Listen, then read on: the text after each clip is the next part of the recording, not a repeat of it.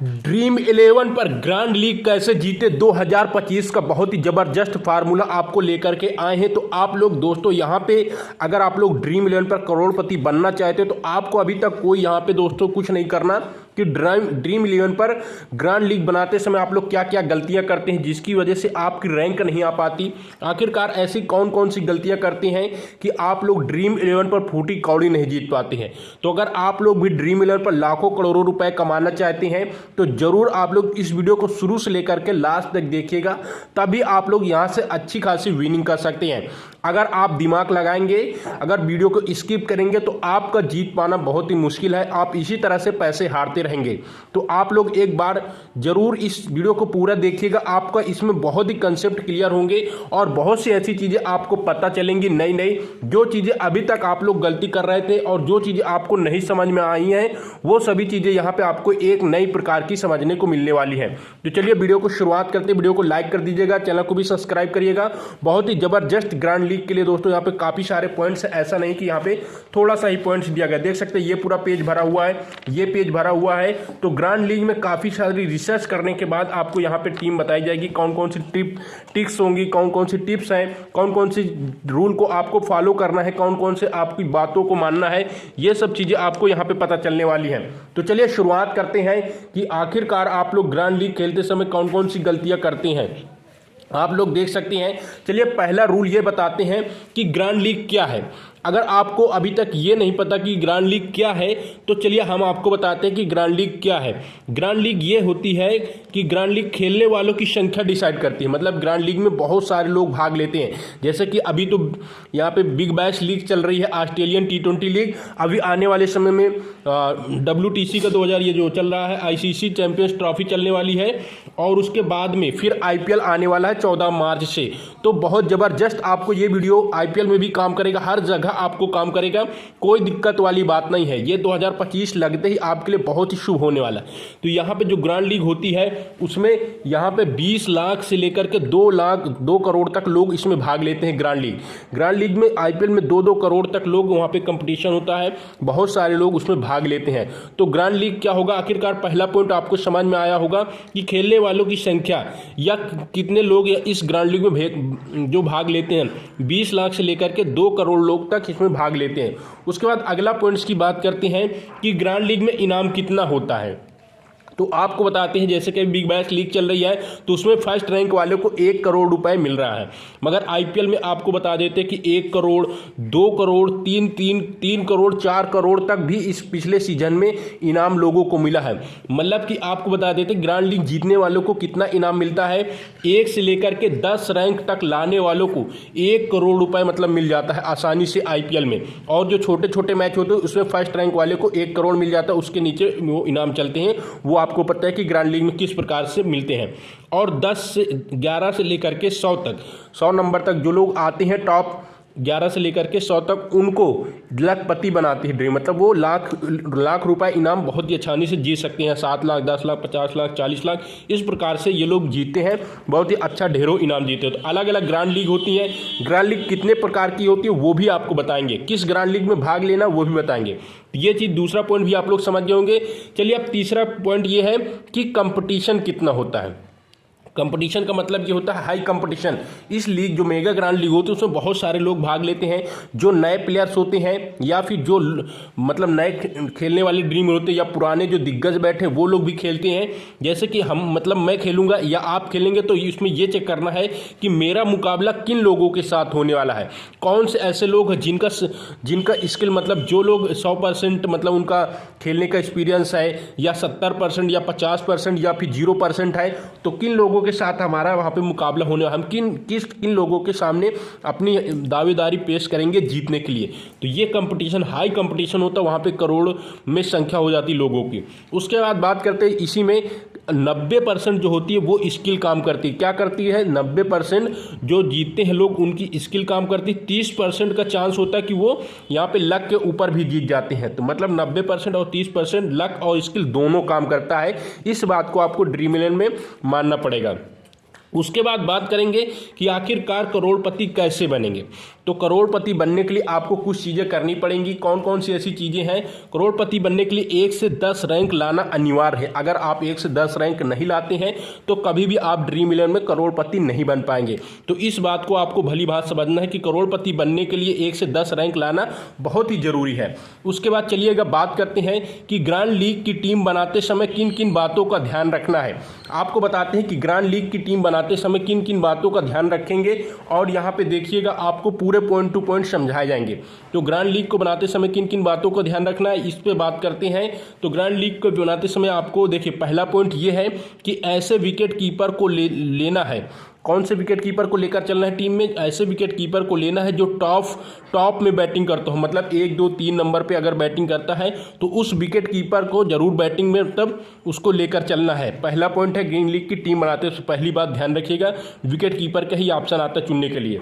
तो ये चीज़ आपको ध्यान रखें, टॉप ऑर्डर में अगर विकेट कीपर बैटिंग करता है उसको जरूर लेकर के चलना। जैसे केएल राहुल टॉप ऑर्डर में बैटिंग करते हैं, विकेट कीपिंग भी करते हैं, और जैसे ऋषभ पंत है वो मिडिल ऑर्डर में बैटिंग करते हैं, तो टॉप ऑर्डर में मतलब वो बैटिंग नहीं करती हैं।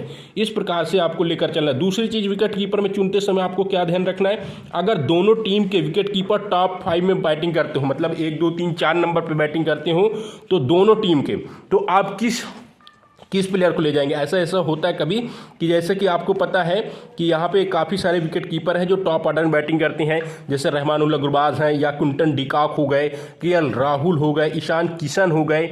इस प्रकार के जो खिलाड़ी हैं वो टॉप 5 में बैटिंग कर जाते हैं ऊपर के। तो आप किस खिलाड़ी को लेकर जाएंगे? ज़्यादा सिलेक्शन वाले को ले लेना है, और या फिर लो सिलेक्शन परसेंटेज वाले को लेना है। तो आपको बताते हैं कि अगर आप सेफ जाना चाहते हो तो ज़्यादा सिलेक्शन परसेंट वाले को ले सकते हैं। अगर आप थोड़ा सा रिस्क लेना चाहते हो तो लो सिलेक्शन परसेंटेज वाले विकेट कीपर के ऊपर जा सकते हो, उसको ट्रम्प प्लेयर के तौर पर टीम में शामिल कर सकते हैं। दूसरा पॉइंट आपको बताना चाहेंगे कि 70 से 80% जिसका हाई सिलेक्शन परसेंटेज होता है विकेट कीपर का, उसके ज़्यादा से ज़्यादा चांस होते हैं क्या होने के, फ्लॉप होने के चांस ज़्यादा होते हैं उस खिलाड़ी के।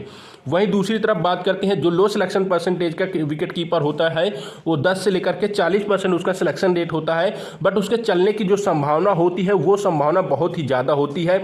इस प्रकार से आप उस खिलाड़ी को भी आप अपने टीम में लेकर के जा सकते हैं। चलिएगा, अभी यहाँ पे कुछ और पॉइंट्स हैं।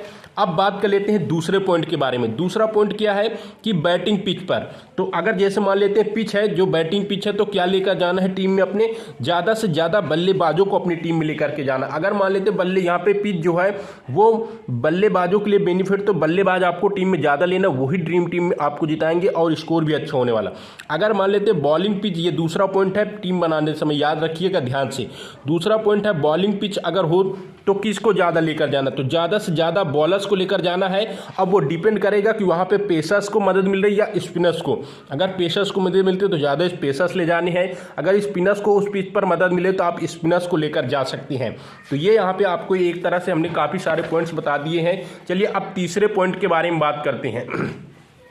तीसरा पॉइंट क्या है? तीसरा पॉइंट, अगर बैटिंग पिच है जैसे कि, तो हाई स्कोर होगा, ये आपको पता है, मतलब कि बैटिंग पिच होगा तो हाई स्कोर यहाँ पे रन बनने वाले, मतलब 200 प्लस का स्कोर उस पिच पर बन सकता है।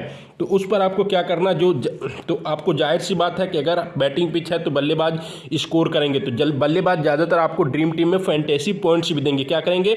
बल्लेबाज फैंटेसी पॉइंट्स भी देने वाले हैं। वहीं बॉलिंग पिच है तो क्या होगा, लो स्कोर होगा, मतलब कि 150 के आसपास ही रन बनेंगे, 140 150 160 इस प्रकार से स्कोर बनेगा बॉलिंग पिच पर। तो वहाँ पे गेंदबाज आपको ज़्यादा से ज़्यादा लेने हैं और गेंदबाज आपको ज़्यादा से ज़्यादा पॉइंट फैंटेसी पॉइंट्स देने वाले। ये बात भी आपको समझ में आ गई होगी। चलिए अब चौथे पॉइंट्स के बारे में बात करते हैं, पिच रिपोर्ट। पिच रिपोर्ट आपको जरूर पता करनी है कि आखिरकार यहाँ पे पिच रिपोर्ट में किस पेसर्स को मदद मिलती है। कुछ ऐसे स्पिनर्स होते हैं जो हरदम विकेट निकालते हैं, चाहे वो पेसर्स की पिच हो या इसमें जैसे राशिद खान है, वो किसी भी पिच पर विकेट निकालने की क्षमता रखते हैं, युजवेंद्र चहल हो, ये भी किसी भी पिच पर आपको विकेट निकालने की क्षमता रखते हैं। तो आपको पेसर्स या स्पिनर जिसको ज़्यादा मदद मिल रही हो उन खिलाड़ियों को लीजिएगा, और उनमें से हो सके तो खिलाड़ियों को कप्तान या वाइस कैप्टन CVC भी आप ट्राई कर सकते हैं। जो खिलाड़ी जैसे पिच मान लेते पेसर्स को मदद मिलती है तो CVC आप इस खिलाड़ी को ट्राई कर सकते हैं। किसको? पेसर्स को। अगर स्पिनर्स को ज़्यादा मदद मिल रही तो आप CVC स्पिनर्स को भी ट्राई कर सकते हैं, रिस्क ले सकते हैं, क्योंकि यहाँ पे जो खिलाड़ी जिसको सपोर्ट मिलेगा वही आप 3-4 विकेट लेगा और कप्तान बनने की दावेदारी भी पेश कर सकता है। वही चलिएगा, अब बताते हैं ग्रैंड लीग जीतने के लिए कौन कौन से टिप्स एंड ट्रिक होते हैं।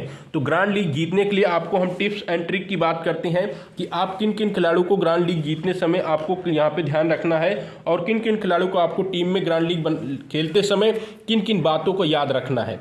देखिएगा, चलिए पहला पॉइंट्स की अगर बात करें तो जिस मैच का नॉलेज हो उसी मैच में खेलने का प्रयास करें। मगर अगर आपको नॉलेज नहीं है उस मैच के बारे में या जानकारी नहीं है, मान लेते आप आईपीएल के बादशाह, आईपीएल हमेशा देखते हैं, आईपीएल के बारे में ज़्यादा नॉलेज है, अभी बिग बैश चल रही है, बिग बैश में आपको ज़्यादा नॉलेज नहीं है तो आप उस मैच को नहीं खेलिएगा। अगर आपको जिस मैच के बारे में नॉलेज हो उसी मैच को खेलने का प्रयास करिएगा। या आप T10 नहीं खेलते हैं, टेस्ट नहीं खेलते हैं ड्रीम 11 पर, तो आप T20 ही खेलते तो T20 पे ही लगाइएगा। अन्यथा आप बहुत सारी लीग चलती दुनिया भर की, आप उसमें पैसा हारेंगे, जीतेंगे कभी नहीं। तो जिस मैच के बारे में आप जानते हैं उसी मैच के बारे में खेलने का प्रयास कीजिएगा। ये पहला पॉइंट हो गया, ये टिप्स है। दूसरा पॉइंट क्या है, टीम की प्लेइंग 11 पता करें। सबसे पहले आपको ध्यान रखना है ग्रैंड लीग बनाते समय कि टीम की प्लेइंग 11 क्या है। दोनों टीम की प्लेइंग 11 पता करिएगा, मतलब कि टोटल 22 खिलाड़ी पता करने हैं। उसके बाद ये दूसरा पॉइंट क्या पता करना है कि कौन सा बैट्समैन किस नंबर पर या किस पोजीशन पर बैटिंग करेगा, टॉप ऑर्डर में बैटिंग करेगा या दूसरे नंबर पर बैटिंग करेगा या तीसरे नंबर पर बैटिंग करेगा, तो कौन सा बैट्समैन कहाँ पे बैटिंग करेगा ये चीज़ भी आपको पता करके रखनी है। उसके बाद तीसरा पॉइंट्स की यहाँ पे अगले पॉइंट्स इसी में आता है कि कौन सा गेंदबाज डेथ ओवर में बॉलिंग करेगा या पावर प्ले में बॉलिंग करेगा। इस चीज़ को भी आपको बारीकी से जानकारी करना है कि कौन से गेंदबाज को कितने ओवर मतलब यहाँ पे पावर प्ले मिलेंगे, कौन से डेथ ओवर के बॉलर्स होते हैं उनको भी आपको ध्यान में रखना है। ये चीज़ भी बहुत इंपॉर्टेंट होता, लोगों को पता नहीं होता और टॉस होने के बाद वो जल्दी जल्दी टीम बना जाते हैं और बहुत सी चीज़ों को मिस्टेक कर जाते हैं।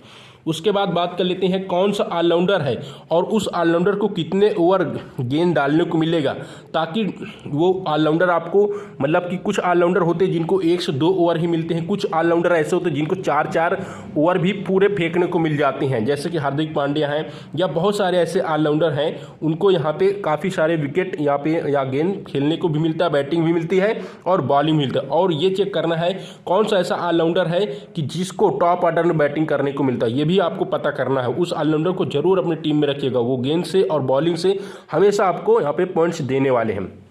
जैसे कि पिछले सीजन में आपने देखा था कि वहाँ पे बहुत सारे ऐसे ऑलराउंडर थे जो बहुत अच्छी बैटिंग कर रहे थे टॉप ऑर्डर में। केकेआर के बहुत सारे खिलाड़ी जो आपको पता है, सुनील नारायण थे, वो टॉप ऑर्डर के ऑलराउंडर थे और टॉप ऑर्डर में बैटिंग करते थे और बॉलिंग भी करते थे। बहुत अच्छी बैटिंग यहाँ पे मतलब ड्रीम 11 पॉइंट्स देकर जाते थे पिछले सीजन में। अब बात कर लेते इस सीजन में भी बहुत अच्छा इसी प्रकार से आपको ऑलराउंडरों को ध्यान में रखना है, ताकि ये सब चीज़ें आप पता करेंगे तो आपको टॉस के बाद कोई दिक्कत नहीं होगी, कोई प्रॉब्लम नहीं होगी। टॉस के बाद तो आपको प्लेयर्स के बारे में जानकारी लेना बहुत ही मुश्किल हो जाता है, टॉस के बाद तो थोड़ा ही टाइम मिलता है। चलिए अब तीसरे पॉइंट की बात कर लेते हैं, प्लेयर्स के स्टेट को जानो। प्लेयर्स के बारे में क्या क्या जानना है, प्लेयर्स के स्टेट मतलब उसके जो खिलाड़ी के ये चेक करना है। रिसेंट 10 पारियों में फॉर्म चेक करना कि कौन सा बल्लेबाज है वो 10 पारियों में लगातार, पिछले जो हुई है अभी लगातार 2 साल पुरानी नहीं चेक करना, लास्ट रिसेंट 10 पारियों का स्कोर चेक करिएगा कि उस बल्लेबाज का कितना स्कोर है, कितना रन बनाया है या कितना विकेट्स लिया है, ये सभी चीज़ें आपको जरूर पता करनी है। उसके बाद हेड टू हेड मतलब कि वो कौन सा ऐसा प्लेयर है जो जैसे कि उस सामने वाली टीम के सामने कितना स्कोर किया है या कभी आउट हुआ है या नहीं आउट हुआ है, तो उस खिलाड़ी को हेड टू हेड भी जानकारी रखना है। वेन्यू पर चेक करना कि ये प्लेयर जैसे कि यशस्वी जायसवाल है, अब वो बता देते यशस्वी जायसवाल या शुभमन गिल, जैसे कि यहाँ पे आपको पता है नरेंद्र मोदी स्टेडियम में अहमदाबाद में बहुत अच्छा खेलते हैं शुभमन गिल, तो आपको वेन्यू पे पता करना कि कौन सा प्लेयर किस वेन्यू पर ज़्यादा स्कोर कर सकता है। जैसे कि रोहित शर्मा है, वो मुंबई के वानखेड़े में ज़्यादा स्कोर कर जाते हैं। और आप ये चेक करिएगा कि कौन सा बैट्समैन है, प्लेयर बैटल भी चेक करना थी, कौन सा बैट्समैन है किस गेंदबाज के सामने ज़्यादा आउट होता है या कौन सा बॉलर है किस बैट्समैन के सामने ज़्यादा मार खाता है। तो ये सभी चीज़ें प्लेयर्स के स्टेट्स में आती हैं, इन सभी चीज़ों को बहुत ज़्यादा जानना जरूरी है। उसके बाद बात कर लेते हैं किसी भी प्लेयर्स के माइलस्टोन पता करने होते हैं क्या, जैसे कि किसी भी खिलाड़ी का या 100वां मैच है या 200वां मैच है, ये भी आपको चेक करना। माइलस्टोन जब नज़दीक होता है तो खिलाड़ी और जोश हवास में खेलता है, या किसी खिलाड़ी का बर्थडे है या किसी खिलाड़ी का स्पेशल दिन है, तो उस खिलाड़ी को वो जरूर चेक करिएगा कोई खिलाड़ी का कोई स्पेशल या चीज़ तो नहीं होने वाला है, पूरा हो रहा है, तो वो चीज़ें वो खिलाड़ी बहुत ही अच्छा वहाँ वहाँ पे अच्छा स्कोर करने की कोशिश करता है। जैसे कि किसी खिलाड़ी के मान लो 1000 रन पूरे होने वाले हैं और 50 रन बाकी हैं, तो वो खिलाड़ी चाहेगा कि मैं 50 रन बना करके और अपने 1000 रन पूरे करूंगा। उस प्रकार के खिलाड़ी को भी आप माइलस्टोन जो बना रहा खिलाड़ी, उसको भी आपको जरूर टीम में देखना है कि उस खिलाड़ी को टीम में लेकर के चलना है। उसके बाद चलिएगा आप बात कर लेते हैं ग्रैंड लीग में रिस्क कैसे ले। ये आपके पास अभी स्पेशल यहाँ पे पॉइंट्स बचे हुए, आप लोग वीडियो को छोड़ना मत, वीडियो को लाइक जरूर कर दीजिएगा। और अगर आपके पास हौसला है तो आप लोग जरूर यहाँ पे जीत सकते हैं। अगर आप लोग यहाँ तक आ चुके हैं तो बस थोड़ा सा और बचा हुआ है, ये चीज़ आप लोग जान लीजिएगा। ग्रैंड लीग जीतने के लिए आपको रिस्क कैसे ले, तो ग्रैंड लीग जीतने के लिए चलिए हम बात कर लेते हैं 4 से 5 प्लेयर आपको रिस्की लेकर चलना है। क्या करना है, 4 से 5 प्लेयर आपको रिस्की लेकर के चलना है, चाहिए 4 से 5 प्लेयर, ताकि और बेवजह किसी भी प्लेयर को अपने टीम में मत लो, किसी भी आए गए प्लेयर को मत लेना है, किसी भी खिलाड़ी को ज़बरदस्ती टीम में नहीं शामिल करना है। 6 से 7 प्लेयर सेफ लेकर के जाना है। जो 6 से 7 प्लेयर होते हैं वो हमेशा आपको पॉइंट्स देते हैं, और 4 से 5 प्लेयर रिस्क लेने की कोशिश करिएगा, और किसी भी फालतू प्लेयर को टीम में लेने की कोई भी ज़रूरत नहीं है। उसके बाद दूसरा पॉइंट क्या है, जो प्लेयर्स प्लेइंग 11 में पहली बार शामिल हो रहा हो या पहली बार मैच खेलने के लिए वो मतलब डेब्यूट हो रहा हो, तो उस खिलाड़ी को नज़र रखिएगा, उसको कोई नहीं ले रहा होगा, उसका टीम में जरूर आप लोग टीम में शामिल करिएगा। आपके ग्रैंड लीग में बहुत बड़ा काम करेगा, क्योंकि उस खिलाड़ी को कोई नहीं लेगा। अगर आप लोग उस खिलाड़ी को लेते तो आपके लिए 4 चांद लग सकते हैं। तो उस खिलाड़ी को टीम में जरूर लेकर के चलिएगा जो प्लेइंग 11 में पहली बार शामिल हो रहा हो, और ज़रूर उसे टीम में शामिल करिएगा। ये दूसरा पॉइंट हो गया। तीसरा पॉइंट होता है लो सिलेक्शन परसेंटेज वाले प्लेयर्स, जैसे कि कोई भी प्लेयर्स है या कोई भी बल्लेबाज है या कोई भी गेंदबाज है जो लो सिलेक्शन परसेंटेज हो गया, जिसका 1 से 20, 30, 40% के नीचे इनका सिलेक्शन परसेंटेज हो गया है, मतलब कि वो खेलने में अच्छे हैं और टॉप 4 में बैटिंग करता हो। वो बल्लेबाज कौन सा हो, लो सिलेक्शन परसेंटेज वाला टॉप 4 में बैटिंग करता हो तो उस प्लेयर के ऊपर आपको टीम में रिस्क लेना पड़ेगा। बैटिंग करता हो या फिर 4 ओवर करने वाला बॉलर्स हो, अगर उसका लो सिलेक्शन परसेंटेज भी है, 4 ओवर वो करता है, तो जरूर आपको 2 से 1 विकेट निकाल सकता है।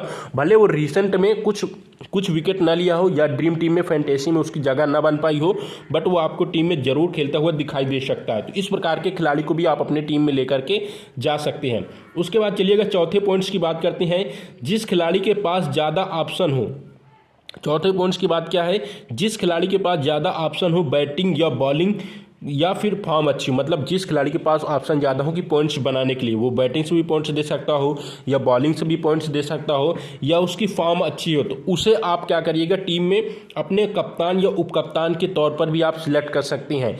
जिस खिलाड़ी के पास ज़्यादा ऑप्शन होते हैं कि ज़्यादा बैटिंग अच्छी कर सकता है या बॉलिंग अच्छी चल रही फॉर्म में, या फिर वो उसे आप लोग कप्तान या वाइस कप्तान भी बना सकती हैं। अब बात कर लेते हैं कि ड्रीम 11 पे कौन सी ग्रैंड लीग खेलें।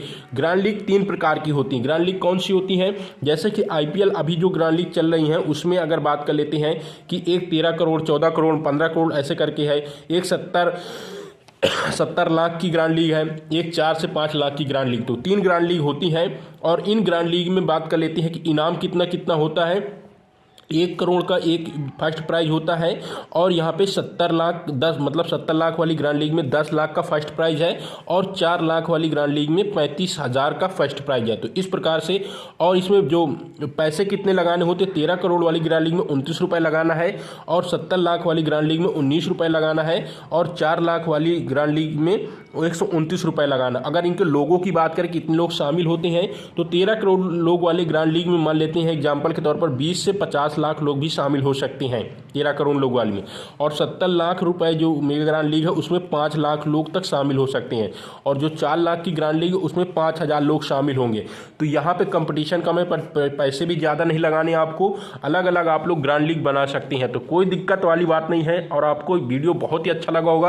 अगर वीडियो अच्छा लगा तो वीडियो को लाइक कर दीजिएगा, चैनल को भी सब्सक्राइब कर लीजिएगा। आप लोगों को इसी प्रकार से ग्रैंड लीग ड्रीम 11 पे जो भी टिप्स एंड ट्रिक होंगी हमारे चैनल पर आपको मिलती रहेंगी, तो वीडियो को शेयर करिएगा दोस्तों में, ताकि उन लोगों को भी पता चले। तो चलिए मिलते हैं फिर आपको अगले वीडियो में, तब तक के लिए आप सभी का बहुत बहुत शुक्रिया, धन्यवाद, नमस्कार, जय हिंद, जय भारत।